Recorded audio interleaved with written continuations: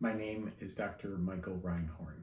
I am a inguinal and umbilical hernia specialist with particular interest in inguinal hernias. First, a little bit about myself, and then I'll talk a little bit about imaging for hernia.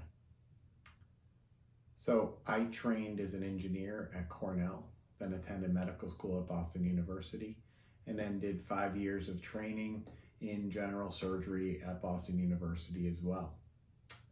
I started my first job as a general surgeon in 2001 and really identified a couple of things. One, I enjoyed the systems issues related to general surgery and specifically inguinal hernia surgery, where there was a lot of variability in terms of the procedures performed and also a lot of variability in the outcomes. And I learned that my mind worked in a way that allowed me to specialize and really continue learning as much as I could about inguinal hernia surgery. So to the point where I've learned 5 different ways of fixing an inguinal hernia.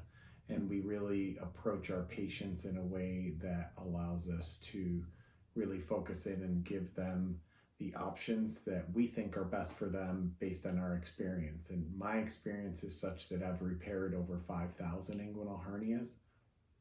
I repair about 400 inguinal hernias and 100 umbilical hernias each year. And based on my experience, what I've learned, we're able to tailor our approach to each patient. So today I'd like to tell you a little bit about why I have some fairly strong feelings about imaging for hernia.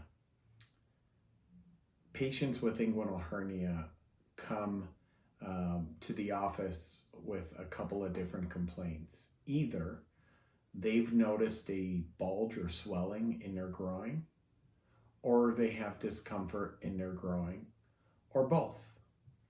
The diagnosis of an inguinal hernia in an expert environment with a surgeon that has expertise in this disease, spends a lot of time in this disease, is almost always clinical, and radiology is an adjunct in about 1 or 2% of patients. So I'd like to start with a little example and story of patients that I see routinely on a weekly basis. I get a young person coming into my office and they have had pain in their groin for about 6 months. It comes and goes. And when we get a good, careful history, it turns out they started a new exercise regimen around that time. They went to the gym, and pretty much whenever they get in and out of the car, roll over in bed, or try to do strenuous exercise, including squats, playing soccer, other activities that require rotation, they feel a burning sensation in their groin, and it develops into almost a chronic type pain issue.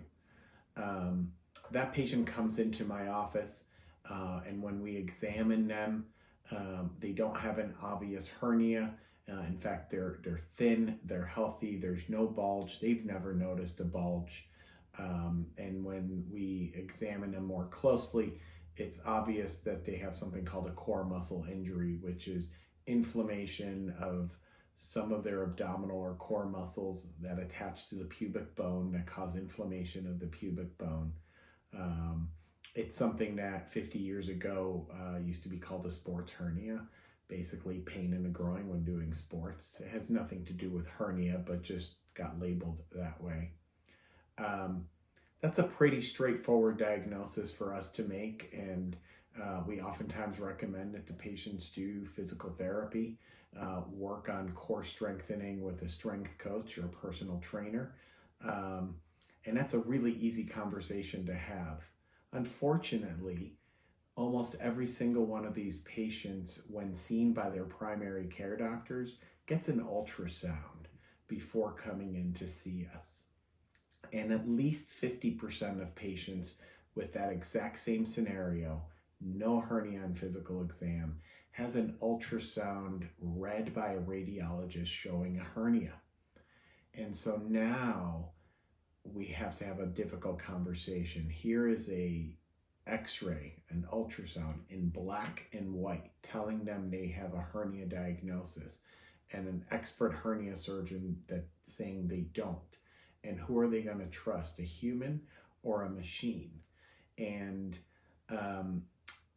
it makes my job a lot harder when ultrasounds are ordered before someone comes in, when there's no hernia on physical exam. It's a lot easier for us to just see the patient, talk to them, examine them, and come up with a game plan.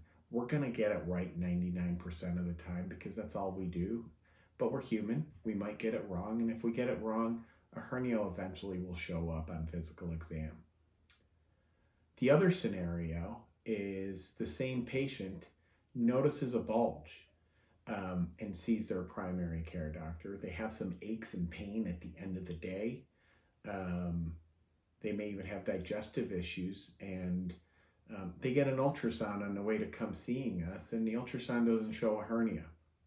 But when we see them in the office, we oftentimes examine them by having them pull down their shorts low enough to see the bulge in their groin, and we can see a bulge across the room. So now we're in a situation where there's a patient with a bulge that can be seen across the room, one that they feel, but they have on black and white paper an ultrasound saying they don't have a hernia. And so that makes my job a little bit harder.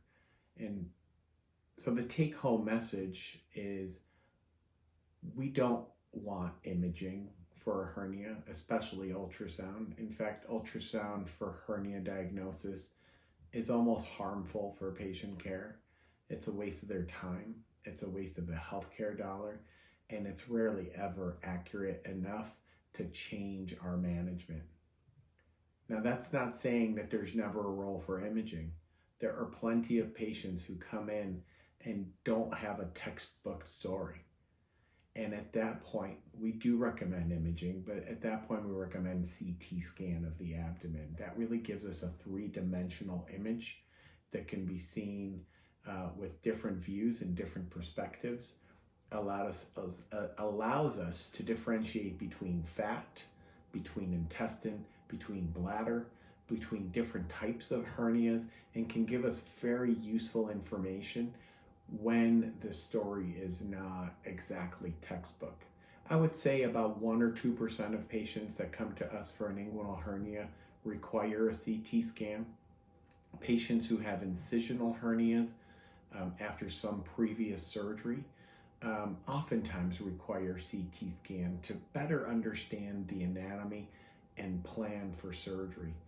And so if you're a patient out there and someone has ordered an ultrasound, go see the surgeon first.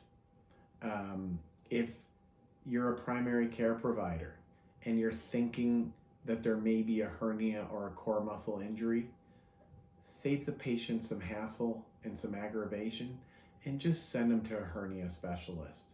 We can tell within seconds typically what the diagnosis is.